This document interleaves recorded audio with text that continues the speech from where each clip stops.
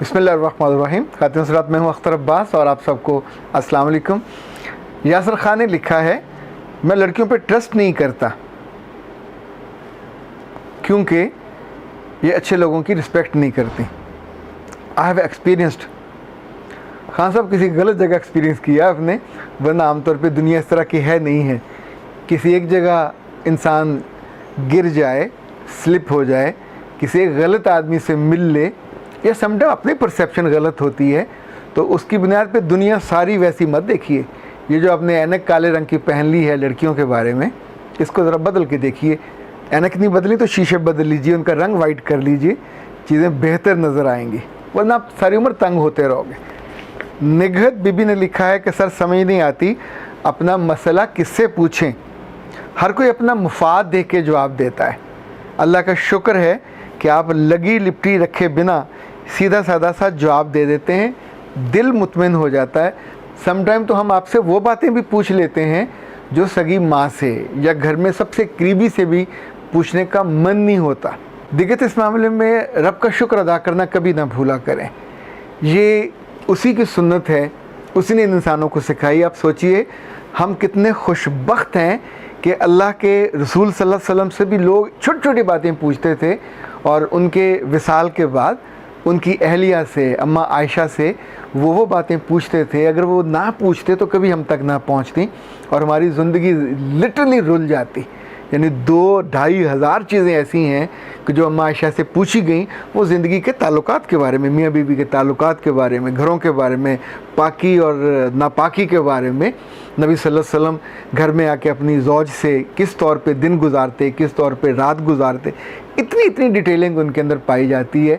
यही शायद हमको सीधे रास्ते पे रखती है। जब हमको उजाला मिलता है, रोशनी मिलती है, तो हमारे लिए ज़िंदगी बिल्कुल स्ट्रेट लाइन पे गुजारना निस्बतन आसान हो जाता है। आज दिलचस्प बात ये हुई कि सुबह शुमाइला का फ़ोन आया और शी वॉज़ वीपिंग। उसने रोते हुए कहा, सर मैं मर गई तो मेरे 1 साल के बच्चे का क्या होगा। तो मैंने पूछा क्या हुआ, कोई डेट आ गई है? तो उसने कहा नहीं। तो मैंने पूछा कोई हज़रत इज़राइल को तुमने दरवाज़े पे बैठे देखा है या ड्राइंग रूम में वो आके तशरीफ़ रखते हैं? तुम्हें कहाँ से खबर हुई कि तुम्हारा वक्त मुकम्मल हो गया है? उसने कहा कि मुझे जो अलामतें हैं वो तो कोरोना की लग रही हैं। तो मैंने उसे हंसते हुए कहा कि तुमसे ज़रा पहले एक और साहिबा का फ़ोन आया, उनका नाम सादिया है, माशाल्लाह पढ़ी लिखी हैं, IT की माहिर हैं। तो अच्छा, ये जितनी माहिर लड़कियां होती हैं बड़ी मजबूत होती हैं, पर कभी अंदर से दिल इनका टूटे तो उस वक्त अपने आंसुओं को रोक नहीं पाती। तो उन्होंने कहा मेरे मियाँ को कोरोना हो गया, और सबसे बुरा ये कि मेरा मियाँ इस वक्त हौसला हार बैठा है। तो मैंने पूछा हुआ क्या है? कोरोना तो बेशुमार लोगों को हो रहा है, और जितने लोगों को हुआ है उससे इतने ज़्यादा बड़ी तादाद में लोग हैं जो सेहतयाब हुए। और अल्लाह ने ज़रा हर बीमारी हर बंदे को मारने के लिए नहीं होती, और कुछ लोगों को थोड़ा तुनका सा लगाने के लिए होता है, धचका देने के लिए, कि ताकि वापस लौट आओ, अपने रब से मोहब्बत का इजहार करो, उसका शुक्र करो, चीज़ों को जो गलतियां हैं, कोताहियां हैं, उनसे रुको। इसलिए थोड़ी होता है कि डॉक्टरों का रिस्क आपने बनाना है, जो हॉस्पिटलों की फ़ीस देनी है, असल में तो ये झटका होता है। तो उसने कहा कि मेरे मियाँ के एक दोस्त अपनी बीवी के साथ आए थे, और उन्होंने वहाँ बैठ के, उनकी आए तो वो तीमारदारी के लिए थे, लेकिन बैठ के उन्होंने जिस तरह की बातें की, उन्होंने अपने फूफा का बताया जो हॉस्पिटल में थे, और उससे पहले वो जो एक्सपो सेंटर वहाँ थे, वहाँ का उसने जो नक्शा कशी की, अल्लाह माफ़ करे, वो तो इंसान को ज़िंदगी से वैसे ही दूर कर दे। फिर हॉस्पिटल में जो बेचारगी और लाचारगी देखी, उसने कहा कि हॉस्पिटल में जितने लोग गए हैं उनमें से बच के कोई नहीं आया। अब आप सोचिए कि बंदा तीमारदारी के लिए गया हुआ है और इस तरह की वो आलीशान बातें करे। ये सिर्फ हम जैसे आमी लोगों के साथ नहीं होता। हज़रत उमर बिन अब्दुल अज़ीज़ जब बीमार हुए तो एक सरदार उनसे मिलने आया, तो पास बैठ कर कहा, या अमीरुल मोमिनीन आपको क्या बीमारी है? तो हज़रत उमर बिन अब्दुल अज़ीज़ ने कहा, यानी इतने शानदार आदमी हैं कि इनको 5वां खलीफा राशिद कहा जाता है, तारीख़ में इनको इतना मुकाम दिया जाता है, बहुत ही उम्दा इंसान थे। तो उन्होंने बताया कि मुझे ये बीमारी है। तो उस भले आदमी ने कहा कि अच्छा, मेरे फ़लाँ जानने वालों की हुई थी, वो तो 4 दिन में मर गया था, फ़लाँ को हुई थी तो वो 5 दिन में मरा था। उसने 3-4 केसेस बताए कि ये सब मरे थे। फिर जब वो उठने लगा तो उसने कहा, यार अमीरुल मोमिनीन, मुझे कोई नसीहत तो करें। तो आपने उसे 2 नसीहतें की। एक नसीहत ये थी कि तुम दोबारा कभी मुझसे मिलने मत आना, तुम इस कदर बुरे और मायूस करने वाले इंसान हो। दूसरा कहा कि अल्लाह ने ये हुक्म दिया है कि जब किसी मरीज़ के पास जाओ तो जाके उसको दुआ दो, और दुआ में जो लफ्ज़ हैं वो अल्लाह ने ख़ुद बताए हैं। वो लफ्ज़ ये हैं कि आसमानों के, उस बड़े आसमानों के रब का हवाला दो कि ए वो रब जो इतने बड़े आसमानों का है, जो शाफ़ी है, तेरे नाम का वास्ता तू इसको शिफा दे दे। हदीस के अल्फाज हैं, 7 दफ़ा ये जुमला कहना है, अल्लाह ताला मोड़ता नहीं है, उसको शिफा दे देता है। इनफैक्ट इस तरह के लोग पिछले अहद में भी गुज़रे। अच्छा, उस वक्त चले पढ़े लिखे नहीं थे, उनको डिग्रियां नहीं थी और इल्म नहीं था और वो बद्दू थे, लेकिन आज के अहद में तो जो इस तरह के दानिशमंद लोग हमारे पास आते हैं और आके तीमारदारी के नाम पे आपका हौसला तोड़ जाते हैं, आपकी हिम्मत के गुब्बारे में से हवा निकाल जाते हैं, तो क्या लेने आते हैं? हमें मौत की खुशखबरी देने आते हैं। ये बड़ी उम्र की औरतें हों या छोटी उम्र के लड़के या लड़कियां, याद रखिएगा, आपके साथ उम्मीद जुड़नी चाहिए, आपके साथ खूबसूरत लफ्ज़ जुड़ने चाहिए।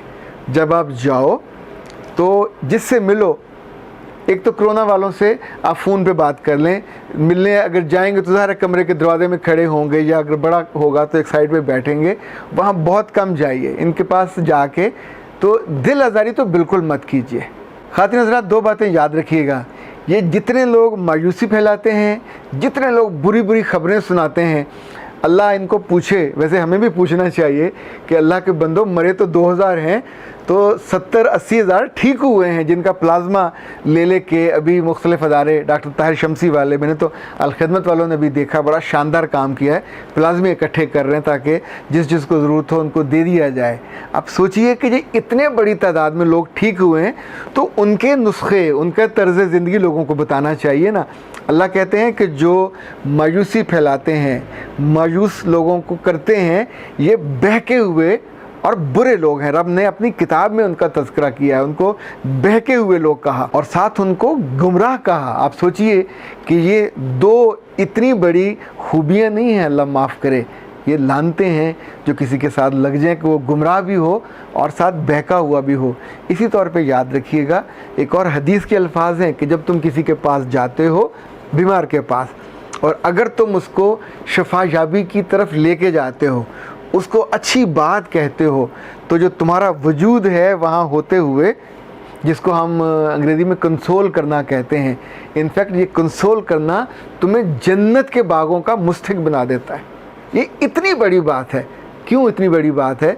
क्योंकि हमारा रब खुद उम्मीद है, खुद यकीन है, उसे देने में दिलचस्पी है, लेने में थोड़ी है। वो तो बीमार भी करता है, तो साथ फरमाता है कि जब तुम बीमार होते हो तो तुम्हारे गुनाहों को ऐसे झाड़ देता हूँ जैसे दरख्तों से सूखे पत्ते।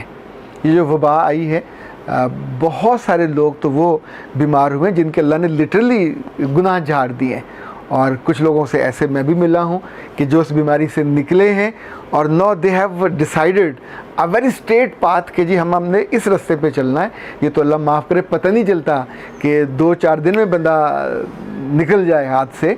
तो कुछ लोगों को जो मैसेज जाना था, अभी जितने लोग बहुत सख्त बातें किया करते थे और बड़े लिबरल हुआ करते थे, वो भी जान गए हैं कि बेबसी और कमज़ोरी का अगर कोई नमूना हो सकता है तो इंसान है। चाहे वो बहुत बड़ा हो, कोई वज़ीर-ए-आज़म रहा हो, कोई वज़ीर हो और किसी बड़े महकमे का अफसर आला हो, ये इस वबा के आगे, और वबा की क्या चीज़ है, हमने शक्ल देखी है ना उसका कुछ हुलिया देखा है, पर अल्लाह की तरफ से एक खामोश पैगाम है कि अगर तुम मेरी तरफ रुजू नहीं करते और मेरे साथ कटे रहते हो तो मैं यूँ, बहुत से लोग जो अल्लाह का कलाम नहीं पढ़ते, अल्लाह फिर उनको जबरन सुनाता है। जब बिस्तर मर्ग पे होते हैं तो फिर अल्लाह अपने बंदों से उनको सूरह यासीन सुनवाता है, और जो काम उसने अगर ज़िंदगी में ख़ुद किया हो तो उस वक्त फिर जबरन ना उसको सुनना पड़े। खातिन हज़रात, ज़िंदगी बहुत खूबसूरत है, खूबसूरत लोगों के साथ, खूबसूरत जज्बों के साथ, पर जब इसमें आंसू आ जाते हैं, और आंसू कब आते हैं? अपने ही जानने वालों की वजह से। खुदा न करे आपके दोस्तों में से, अजीज़ों में से किसी को ऐसा मसला हो तो उसके पास जाएं या टेलीफोन पे बात करें, तो उम्मीद बनिए, यकीन बनिए, उसकी ज़िंदगी को वो हौसला दीजिए, उसकी बैसाखियाँ बनिए, उसके टूटे हुए दिल। अब जिसका एक बच्चा है, या शादी अभी ताज़ा हुई है, या बिल्कुल छोटी सी फैमिली है, तो उसकी तो जान पहले अटकी हुई होगी कि मेरे साथ क्या होगा, और आपके लफ्ज़ उसके लिए ज़िंदगी से और दूरी का और बेयकीनी का बायस बन जाएं, तो सोचिए खुद आपको ये तर्ज़ अमल जन्नत से दूर ले जाएगा। मैं कभी नहीं चाहूँगा कि आप अपनी किसी गलती और कोताही से ऐसी सज़ा के मुस्तहिक़ हो जाए। अल्लाह आपको हमेशा अपनी हिफ्ज़-ओ-मान में रखे और आपके लफ्ज़ों में यकीन और ईमान, उसकी ताज़गी रखे। अख्तर अब्बास को इजाज़त दीजिए। अस्सलाम वालेकुम।